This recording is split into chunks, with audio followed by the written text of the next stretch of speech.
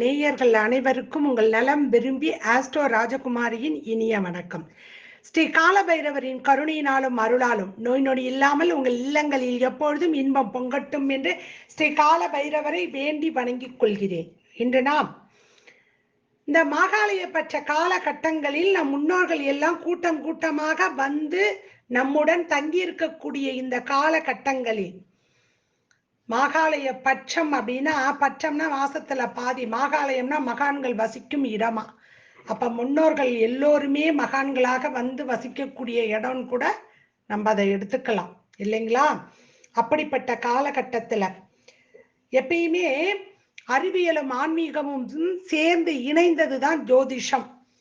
அப்படி இந்த ஜோதிஷத்துல 12 ராசிகள் இருக்கு. இந்த 12 ராசிக்காரர்கள் என்ன தானம் கொடுக்கணும், எப்படி கொடுக்கணும், எந்த கடவுளை வழிபாடு செய்யணும் அப்படிங்கிறத பத்தி நம்ம வீடியோல பார்க்க போறோம்.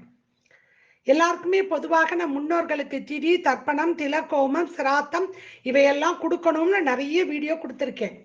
அதே காலகட்டத்துல நம் முன்னோர்களுக்கு நீர்த்தார் கடன் செய்யக்கூடிய அந்த எள்ளும் தண்ணியும் நம்ம கொடுக்கணும். எல்லோரும் அன்னதானம் செய்யணும்.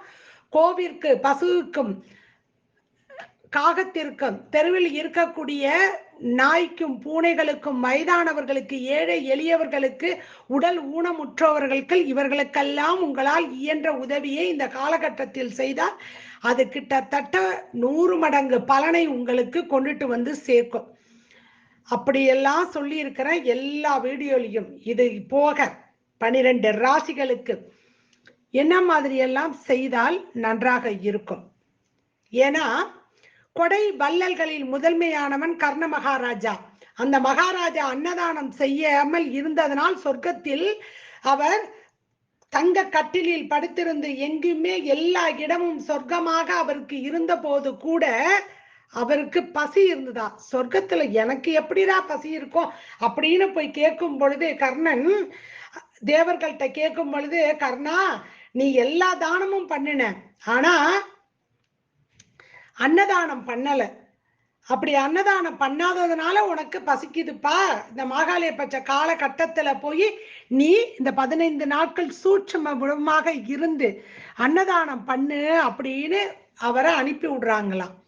கூட்டம் கூட்டமாக முன்னோர்கள் வரக்கூடிய காலகட்டத்தில் சூரியனினுடைய புத்திரனாக கர்ணன் இருந்தும் யமதர்மனுடைய அண்ணனாக, சனியின் அண்ணனாக இருக்கக்கூடிய அந்த கர்ணனுக்கு கூட அன்னதானம் செய்யாத, அந்த தானம் செய்யாததனால் ஏற்படக்கூடிய பாதிப்பு இருந்தது. இவ்வளவு தானம் பண்ணிட்டு அது ஒண்ணுதானே பண்ணல, அதுக்கு மன்னிச்சு விடுவோன்னு விடல.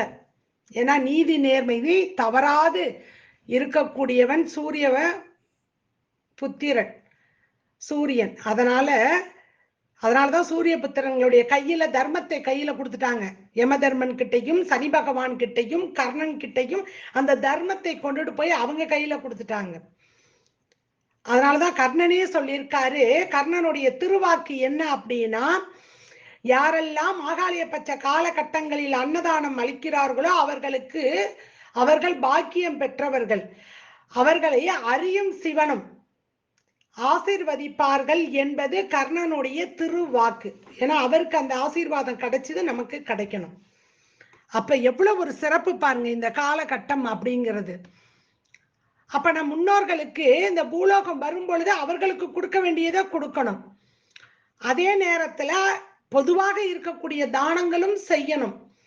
இது அல்லாமல் ஒவ்வொரு ராசிக்கு என்ன மாதிரி கொடுக்கணும் அப்படிங்கிறத பத்தி தான் நம்ம இங்க பார்க்க போறோம். யாரெல்லாம் அன்னதானம் செய்றீங்களோ அவர்கள்லாம் பாக்கியம் பெற்றவருங்க. அதை முதல்ல தயவு செஞ்சு புரிஞ்சுக்கிங்க.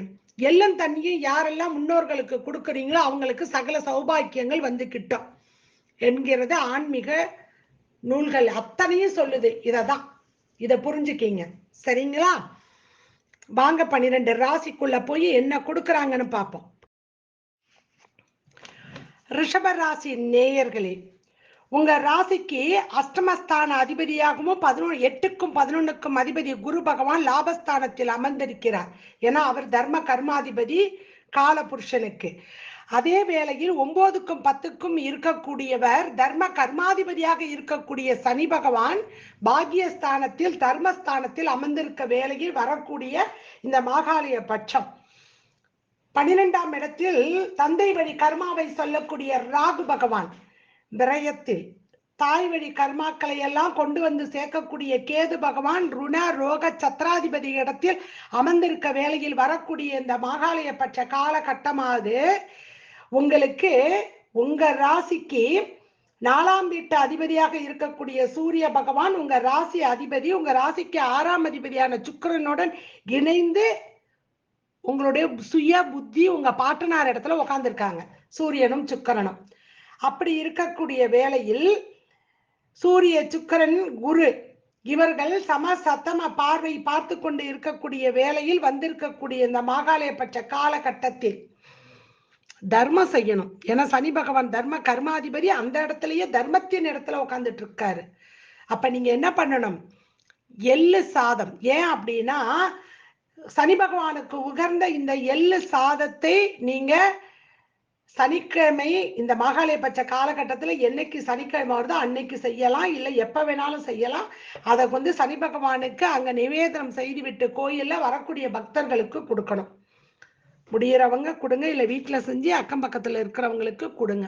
எள்ளு சாதம் வாங்கிக்க கஷ்டமா இருந்தா எள்ளு உருண்டை செஞ்சு, இல்லை எள்ளு உருண்டை கடையிலேயே இப்ப எல்லாம் இருக்குது, வெள்ளை எள்ளு உருண்டை, கருப்பு எள்ளு உருண்டை, எந்த எள்ளு உருண்டை முடியுதோ அதை வாங்கி நீங்க வரக்கூடியவர்களுக்கெல்லாம் தானமாக கொடுங்க. செவ்வாய் பகவான் உங்க ராசியில உட்கார்ந்து இருக்கிறதுனால அவருக்கு உரிய துவரம் பருப்பில் சாம்பார் சாதம் செய்து நிவேதனம் செய்து தானம் கொடுங்க. உங்க ராசி அதிபதி 5ஆம் இடத்துல பூர்வ புண்ணியத்துல உட்கார்ந்துட்டு இருக்காரு. லாபஸ்தானத்துல இருக்க குரு பார்க்கறதுனால ஏழை பெண்களுடைய திருமணத்திற்கு உங்களால் இயன்ற பொருள் உதவி செய்யுங்க, தானம் பண்ணுங்க. முடிஞ்சா வெள்ளியில ஏதாவது ஒரு தானத்தை கொடுத்தீங்கன்னா அது அமோக வரவேற்பையும் அமோக நல்ல ஒரு ஆசீர்வாதமும் கிட்டும். சரிங்களா? நல்ல ஒரு குடும்பத்தினுடைய முன்னேற்றமும் திருமண தடை இருந்தா அவையெல்லாம் விலகுவதற்கு உரிய ஒரு காலகட்டமாக இந்த காலகட்டம் இருக்குது அப்படிங்கிறத புரிஞ்சுக்கிங்க. அதே நேரத்துல மகாவிஷ்ணு வழிபாட்டை நீங்க மேற்கொள்ளக்கூடிய காலகட்டம் இந்த காலகட்டம்.